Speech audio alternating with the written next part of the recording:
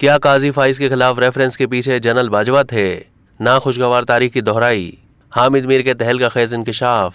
روزنامہ جنگ کے کالم نگار اور سینئر صحافی اپنے کالم سکوت آئین میں موجودہ سیاسی صورتحال کے تناظر میں لکھتے ہیں کہ آج کے پاکستان اور 1971 کے پاکستان میں کیا مماثلت ہے۔ سکوت ڈھاکہ ایک فوجی آپریشن کا نتیجہ تھا، لیکن آج تو کوئی فوجی آپریشن نہیں ہو رہا۔ پاکستان پر جنرل یحییٰ خان کی نہیں، شہباز شریف کی حکومت ہے، تو پھر ہم کون سے سکوت کی طرف بڑھ رہے ہیں؟ 1971 میں مغربی پاکستان اور مشرقی پاکستان آمنے سامنے تھے۔ 2023 میں شہباز شریف اور عمران خان آمنے سامنے ہیں۔ دونوں کا تعلق پنجاب سے ہے۔ کیا جاتی عمرہ اور زمان پارک آمنے سامنے ہیں، یا پنجاب کے مقابلے میں پنجاب آن کھڑا ہوا ہے؟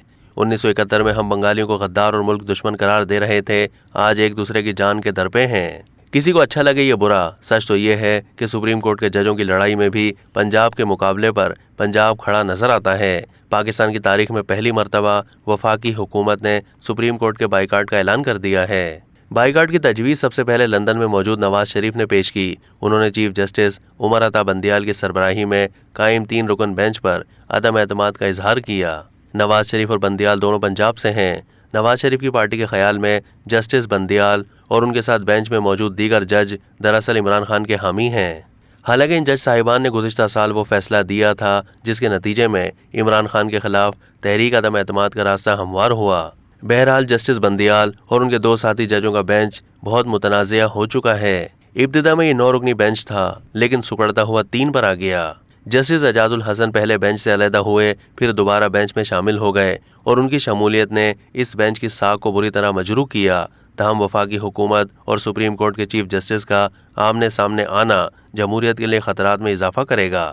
1997 میں حکومت اور سپریم کورٹ آمنے سامنے آئی تو نواز شریف وزیر اعظم تھے۔ 2023 میں یہ ناخوشگوار تاریخ پھر سے دہرائی جا رہی ہے تو شہباز شریف وزیر اعظم ہے، لیکن ججوں میں اختلافات کی وجہ شہباز شریف نہیں ہیں۔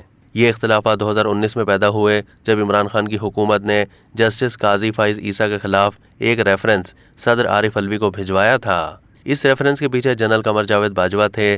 جھوٹے پر خدا کی لعنت۔ حامد میر لکھتے ہیں کہ جنرل باجوہ نے کاشف عباسی، محمد مالک، ندیم ملک اور میرے سامنے جسٹس قاضی فائز عیسیٰ کے خلاف گفتگو کی تو میں نے انہیں خبردار کیا کہ قاضی فائز عیسیٰ کے خلاف کیس بنا کر آپ عمران خان کی حکومت کو مشکلات سے دوچار کریں گے، لیکن جنرل باجوہ نے بڑی رعونت سے میری رائے مسترد کر دی۔